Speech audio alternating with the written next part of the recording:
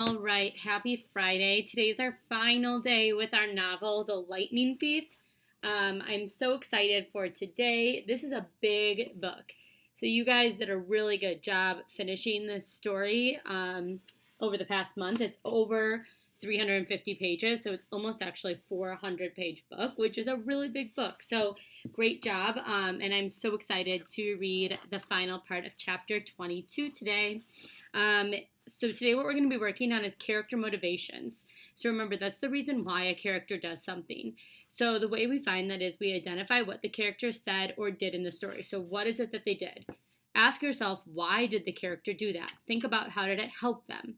That's like your claim if you were to write a CER. Find evidence to support your answer. That's your evidence. And then explain how the evidence proves your claim. So that's going to be your part 3, and I'll add that. I'll make sure I add that in here for you as well. 1 minute. I just want to make sure that this is floating on top. There we go.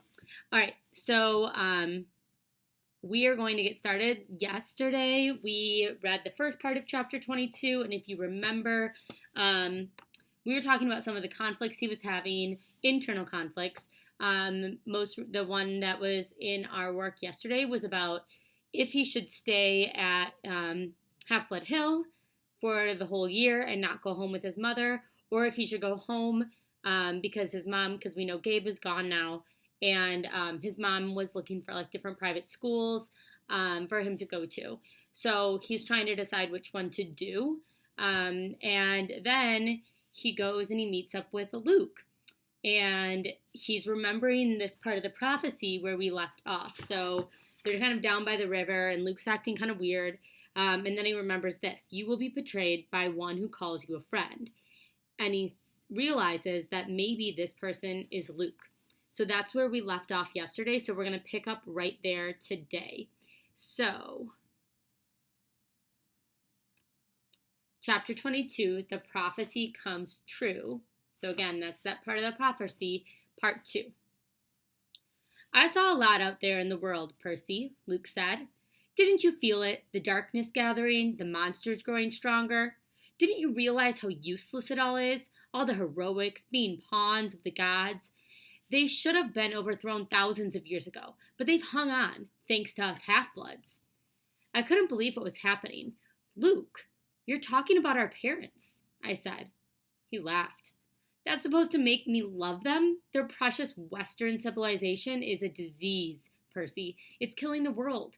The only way to stop it is to burn it to the ground. Start over with something more honest. You're as crazy as Ares. His eyes flared. Ares is a fool. He never realized the true master he was serving. If I had time, Percy, I could explain, but I'm afraid you won't live that long.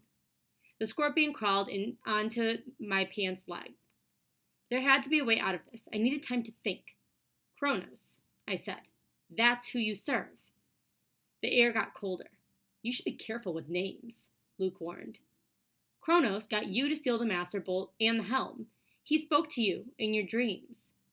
Luke's eye twitched. He spoke to you too, Percy? You should have listened. He's brainwashing you, Luke. You're wrong. He showed me that my talents are being wasted. You know what my quest was 2 years ago, Percy? My father, Hermes, wanted me to steal a golden apple from the garden of Hesperides and return it to Olympus. After all that training I'd done, that was the best he could think up? That's not an easy quest, I said. Hercules did it. Exactly, Luke said. Where's the glory in repeating what others have done? All the gods know how to do is replay their past. My heart wasn't in it. The dragon in the garden gave me this. He pointed angrily at his scar. And when I came back, all I got was pity. I wanted to pull Olympus down stone by stone right then. But I bided my time. I began to dream of Kronos. He convinced me to steal something worthwhile, something no hero had ever had the courage to take. When we went on that winter solstice field trip, while the other campers were asleep, I snuck into the throne room and took Zeus's Master Bolt. Right from his chair. Hades' Helm of Darkness, too. You wouldn't believe how easy it was. The Olympians are so arrogant, they never dreamed someone would dare steal from them. Their security is horrible. I was halfway across New Jersey before I heard the storms rumbling, and I knew they'd discover my theft.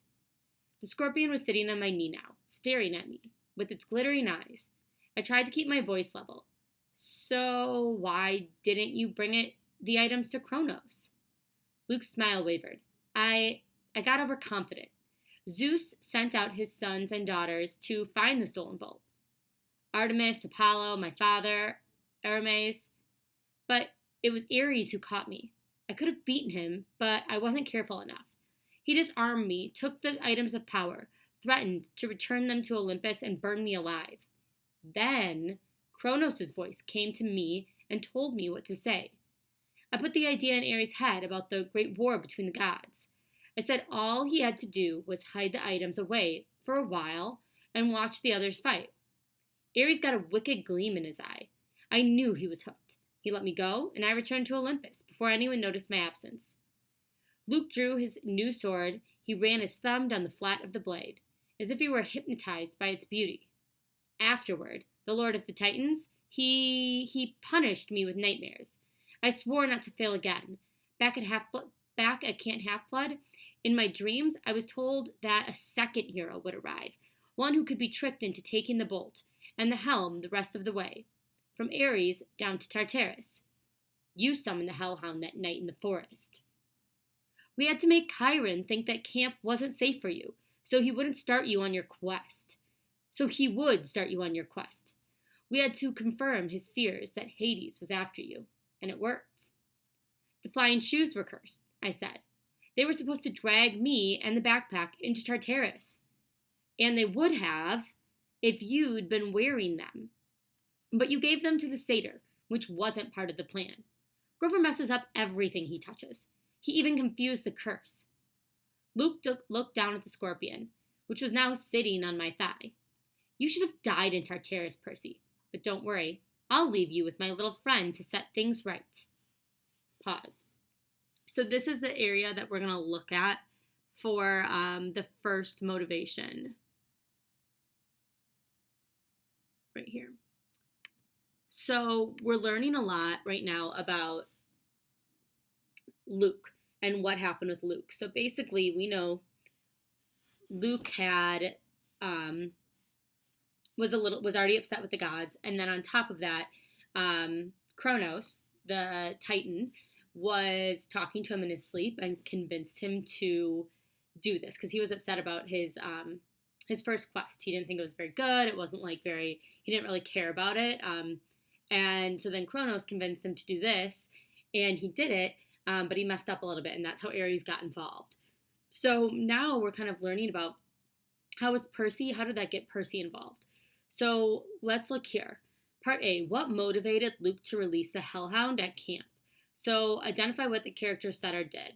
So down here, Percy says, you summoned the Hellhound that night in the forest. So he tells him right here why he did it. So I'm actually going to underline this. We had to make Chiron think that camp wasn't safe for you, so he would start you on your quest. We had to confirm his fears that Hades was after you, and it worked. So they summoned the Hellhound to get Percy to leave on his quest.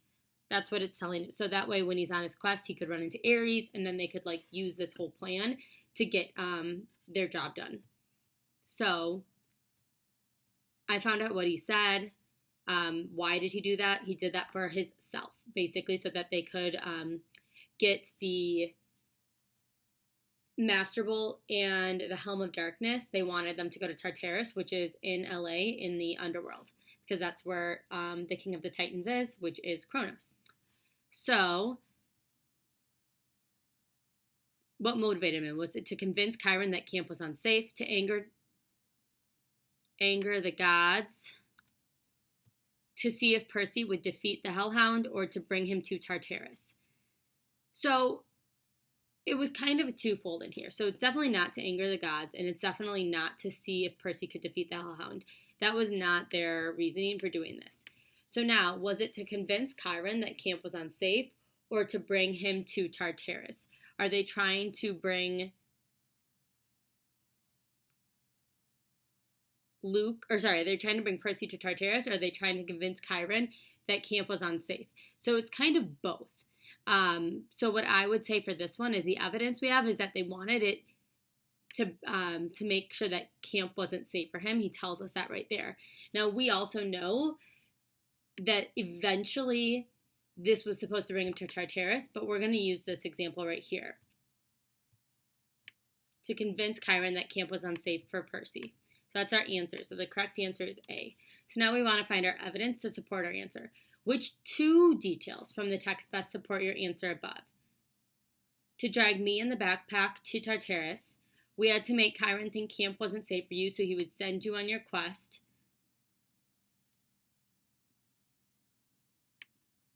And I'm sorry, this is actually only supposed to tell me one. Which detail? So the answer for this one would also be B, because this is the detail that proves that's why that they wanted to convince Chiron that camp was unsafe. We had to make Chiron think that camp was unsafe, so he would send you on your quest. And that's what he did. So by sending the Hellhound, Chiron was like, oh, this is an unsafe place for you. You need to go on this quest, and you need to figure this out. And so that's how they figured that out. So now we're going to keep reading, and we're going to see there's some more motivation for Luke as we continue to go down. So let's start right here.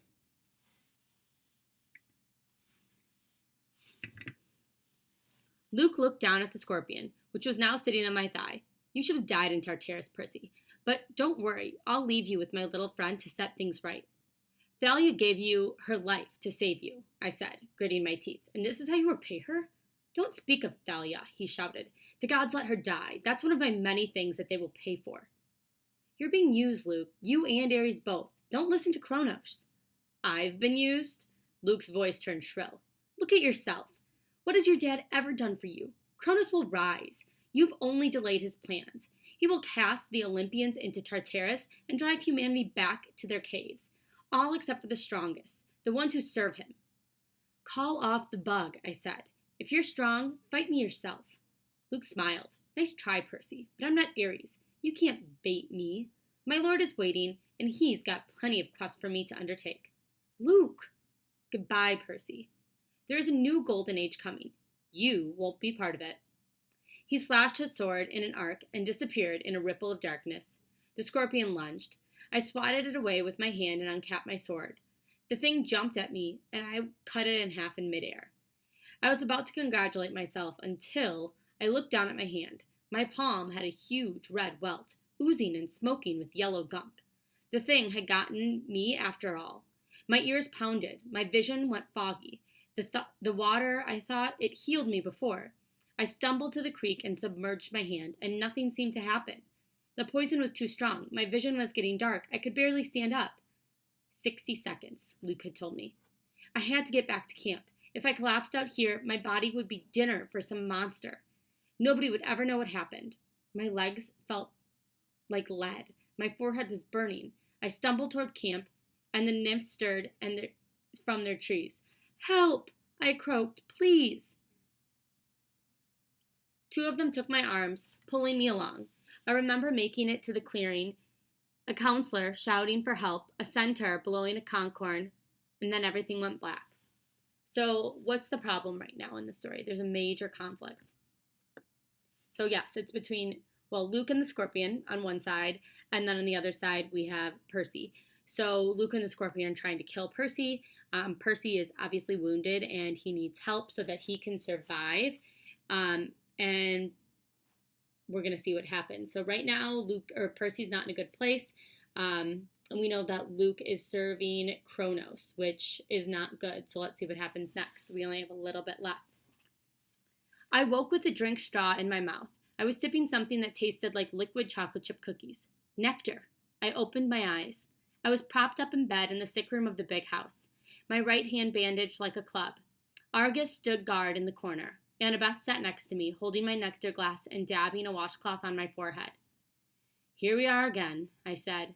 You idiot, Annabeth said, which is how I knew she was overjoyed to see me conscious. You were green and turning gray when we found you. If it weren't for Chiron's healing... Now, Chiron's voice said. Percy's constitution deserves some of the credit. He was sitting near the foot of the bed in human form, which was why I hadn't noticed him yet. His lower half magically compacted into the wheelchair, his upper half dressed in a coat and tie. He smiled, but his face looked weary and pale, the way it did when he had been up all night grading Latin papers. "How are you feeling?" he asked. "Like my insides have been frozen, then microwaved?" "Apt, considering that was a pit scorpion venom. Now, you must tell me, if you can, exactly what happened." Between sips of nectar, I told them the whole story. The room was quiet for a long time. "I can't believe that Luke—" Annabeth's voice flattened. Her expression turned angry and sad. "Yes. Yes, I can believe it. May the gods curse him. He was never the same after his quest." "This must be reported to Olympus," Chiron murmured. "I will go at once." "Luke is out there right now," I said. "I have to go after him." Chiron shook his head. "No, Percy. The gods won't even talk about Kronos," I snapped. "Zeus declared the matter closed." "Percy, I know it's hard, but you must not rush out of vengeance. You aren't ready." I didn't like it, but part of me suspected Chiron was right. One look at my hand, and I knew I wasn't going to be sword fighting anytime soon. "Chiron, your prophecy from the oracle, it was about Kronos, wasn't it? Was I in it? And Annabeth?" Chiron glanced nervously at the ceiling. "Percy, it isn't my place. You've been ordered not to talk to me about it, haven't you?" His eyes were sympathetic but sad. "You will be a great hero, child. I will do my best to prepare you. But I'm right about the path ahead of you." Thunder boomed overhead, rattling the windows. "All right," Chiron shouted. "Fine." He sighed in frustration. "The gods have their reasons, Percy. Knowing too much of your future is never a good thing." "We can't just sit back and do nothing," I said. "We will not sit back," Chiron promised. "But you must be careful. Kronos wants you to come unraveled. He wants your life disrupted, your thoughts clouded with fear and anger. Don't give him what he wants. Train patiently. Your time will come. Assuming I live that long." Chiron put his hand on my ankle. "You'll have to trust me, Percy. You will live. But first you must decide your path for the coming year. I cannot tell you the right choice." I got the feeling that he had a very definite opinion, and it was taking all his willpower not to advise me. "But you must decide whether to stay at Camp Half-Blood year-round or return to the mortal world for 7th grade and be a summer camper. Think on that. When I get back from Olympus, you must tell me your decision." So again, we're back to this conflict. He has to make that decision. It's an internal conflict in his head. Does he stay at camp year-round, or does he not, and does he stay with his mom? I wanted to protest.